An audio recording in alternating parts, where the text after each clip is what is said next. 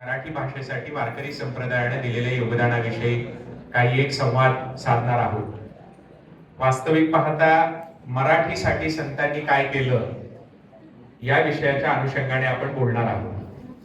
आदरणीय परसू गावडे सरांनी त्यांच्या प्रास्ताविकेमध्ये सांगितल्याप्रमाणे कुठली भाषा जिवंत राहिली तर त्या समाजाचं अस्तित्व, त्या समाजाची प्रगती आणि त्या समाजाची अस्मिता, त्या समाजाचा स्वाभिमान हा जिवंत राहत असतो.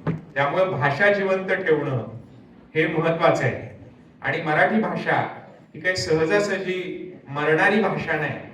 याचं कारण जगामध्ये ज्या काही भाषा बोलणारे लोक आहेत त्यात सर्वाधिक भाषा बोलणारे लोक असं जर आपण त्याचं गणित केलं तर पहिल्या ज्या 10 भाषा येतात त्या 10 भाषेमध्ये आपली मराठी आहे. त्याच्यामुळे जगामध्ये हजारो भाषा आहेत, त्या मरत मरत मरत यायला लागल्या तर आपली भाषा ही पहिल्या 10 मध्ये आहे. त्यामुळं मराठी भाषा मरणं हे फार कठीण आहे, किंबहुना अशक्य आहे. पण ती मराठी जास्तीत जास्त समृद्ध करण्याचं काम आपण करायला पाहिजे. ते संतांनी केलेलं होतं. वारकरी संतांची जी परंपरा 13व्या शतकामध्ये निर्माण झाली, म्हणजे आजपासून जवळपास 700 वर्षापूर्वी वारकरी संतांची परंपरा निर्माण झाली आणि या संतांनी या मराठी भाषेला खऱ्या अर्थाने समृद्ध करण्याचं काम केलं. संतांच्या अगोदर मराठी भाषेत ग्रंथ निर्माण झालेले होते का? तर संतांच्या अगोदर मराठी भाषेमध्ये ग्रंथ निर्माण झालेले होते, पण फार कमी प्रमाणात ते ग्रंथ निर्माण झालेले होते. उदाहरणार्थ गाथा सप्तशती नावाचा एक ग्रंथ मराठीमध्ये अगोदर होता. त्याच्यामध्ये त्या भागातले शेतकरी जी गीतं गायचे त्या गीतांचं संकलन करून त्याचा हा गाथा सप्तशती नावाचा ग्रंथ तयार केलेला होता. पण त्याच्यानंतर मराठीमध्ये फार कमी ग्रंथ आपल्याला सापडतात आणि त्याच्यानंतर महानुभाव संप्रदायात लीळाचरित्र ग्रंथ निर्माण झाला आणि त्याच आसपास ज्ञानोबारायांनी ज्ञानेश्वरी हा ग्रंथ लिहिला. ज्ञानोबारायांनी जी ज्ञानेश्वरी लिहिली ते एका अर्थाने फार मोठं बंड होतं. म्हणून कवी बिननी असं म्हटलंय की त्या बड्या बंड वाल्यात ज्ञानेश्वर माने पहिला.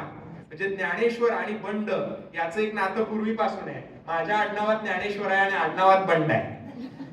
तर ज्ञानदेवानी काय बंड केलं? बंड करणं म्हणजे लढा देणं. जसं आज स्थानिक भाषांवर इंग्रजी भाषेचं आक्रमण होत आहे. का आक्रमण होत आहे? याचं कारण इंग्रजी ही आजच्या जगाची ज्ञान भाषा आहे आणि त्या ज्ञान भाषेतलं ज्ञान मिळवण्यासाठी म्हणून इंग्रजीचा वापर हा अत्यावश्यक होऊन बसलेला आहे. आणि तो अत्यावश्यक असल्यामुळे आपण इंग्रजीचा अभ्यास करायला लागलेलो आहे, इंग्रजी बोलायला लागलेलो आहे, इंग्रजीसाठी प्रयत्न करायला लागलेलो आहे. आणि त्यामुळं मराठी भाषा किंवा एकूणच स्थानिक भाषा या डबघाईला यायला सुरुवात होती की काय, अशी परिस्थिती निर्माण झालेली आहे. संतांच्या काळात काय झालं होतं? संतांच्या काळात इंग्रजी प्रमाणेच संस्कृतनं सगळ्यावर आक्रमण केलेलं होतं. कारण संस्कृत भाषा ही तेव्हाची ज्ञानभाषा होती. ज्ञानभाषा का होती? कारण ती धर्मभाषा होती. धर्मभाषा का होती? कारण तेव्हाचे धर्मग्रंथ हे संस्कृत भाषेमध्ये होते. जसं मुस्लिमांचा धर्मग्रंथ कोणता आहे? कुठला आहे? कुराण आहे. ख्रिश्चनांचा कोणता आहे? बायबल आहे. शिखांचा कुठला आहे? गुरु ग्रंथ साहिब आहे. जसे हे धर्मग्रंथ आहेत, मुस्लिमांचा कुराण आहे, ख्रिश्चनांचा बायबल आहे, शिखांचा गुरु ग्रंथ साहिब आहे, तसं हिंदूंचा धर्मग्रंथ कोणता? हे समोरचे मान्यवर आणि पुढचे मान्यवर शिक्षक सोडून विद्यार्थ्यांनी उत्तर द्यायचंय. जे बरोबर उत्तर देतील त्यांना उधार 11 रुपयाचं बक्षीस. 11च आणि उधारच. हिंदूंचा धर्मग्रंथ कोणता?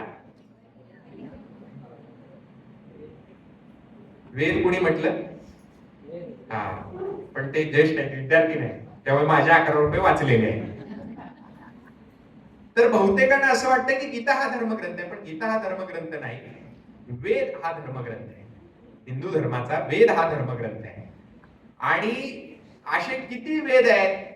तर 4 वेद आहेत. वेद म्हणजे पुस्तक आहे.